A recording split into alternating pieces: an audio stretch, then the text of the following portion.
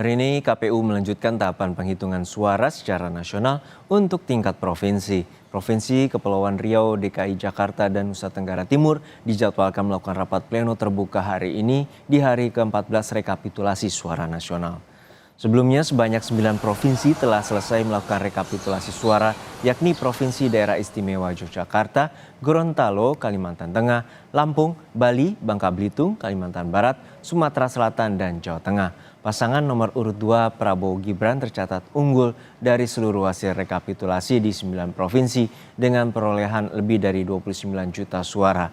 Menyusul pasangan nomor urut 3 Ganjar Mahfud dengan perolehan lebih dari 11 juta suara dan pasangan nomor urut 1 Anies Mohaimin sebanyak 6,6 juta suara. Siang ini bagaimana pantauan di KPU Pusat? Sudah ada rekan kami jurnalis Kompas TV Dian Silitonga yang memantau proses rekapitulasi di KPU Pusat. Dan Dian, hingga saat ini bagaimana proses rekapitulasi nasional di KPU dan bagaimana KPU mengatasi adanya ketidakpuasan dan juga adanya kericuhan di sejumlah tempat terkait dengan rapat pleno daerah? Ya Juno, sudah berlangsung proses rekapitulasi dan tadi yang baru berlangsung adalah rekapitulasi untuk Provinsi DKI Jakarta dan nampaknya memang hari ini akan cukup padat proses rekapitulasi karena dijadwalkan akan ada 8 provinsi yang melakukan rekapitulasi yang akan dibagi dalam 2 panel. Nah, tercatat dalam panel A ini yang akan melakukan rekapitulasi adalah Provinsi DKI Jakarta, Kalimantan Selatan, Kalimantan Timur dan juga Sulawesi Barat. Sementara untuk panel B terjadwal adalah Provinsi Kepulauan Riau, Nusa Tenggara Timur, Banten, dan juga Kalimantan Utara yang akan melakukan rekapitulasi suara.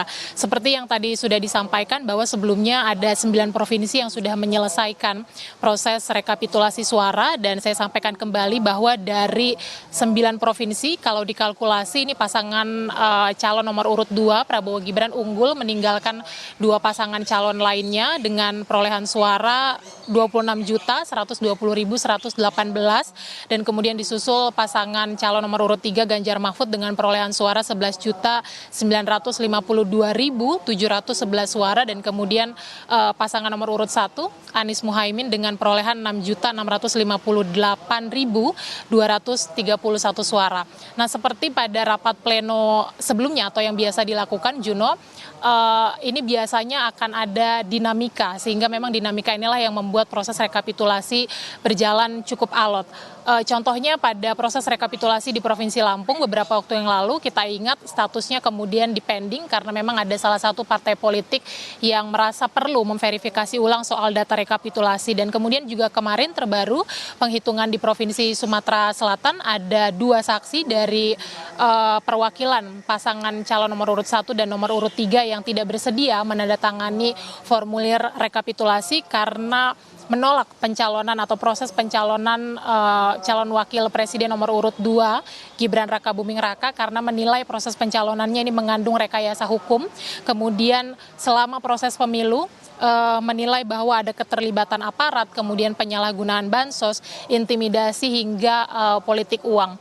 Kemudian juga menilai bahwa penyelenggaraan pemilu yang diselenggarakan oleh KPU ini tidak profesional, kemudian tidak akuntabel dan secara kolektif diduga melakukan pelanggaran. Tapi meski demikian, kemarin KPU melalui komisionernya Agus Melas menyatakan meskipun saksi tidak bersedia menandatangani formulir rekapitulasi, tetapi penghitungan suara tetap dinyatakan sah karena adanya dokumen-dokumen autentik seperti formulir C hasil dan juga formulir D hasil. Dan seperti biasa, penghitungan suara di tingkat nasional ini dihadiri oleh sejumlah pihak mulai dari Komisioner KPU Pusat, kemudian KPU Provinsi yang akan mempresentasikan hasil rekapitulasi suara, kemudian Bawaslu dan juga saksi dari masing-masing pasangan calon nomor urut 1, nomor urut 2 dan juga nomor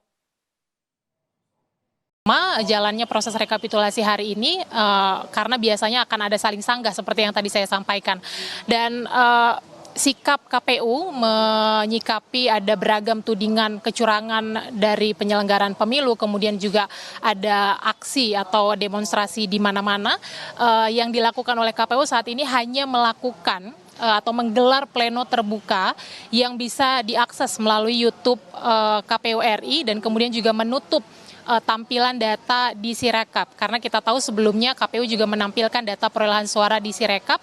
Tujuannya adalah untuk mengantisipasi adanya interpretasi ganda terkait dengan perolehan suara sehingga tidak membingungkan masyarakat.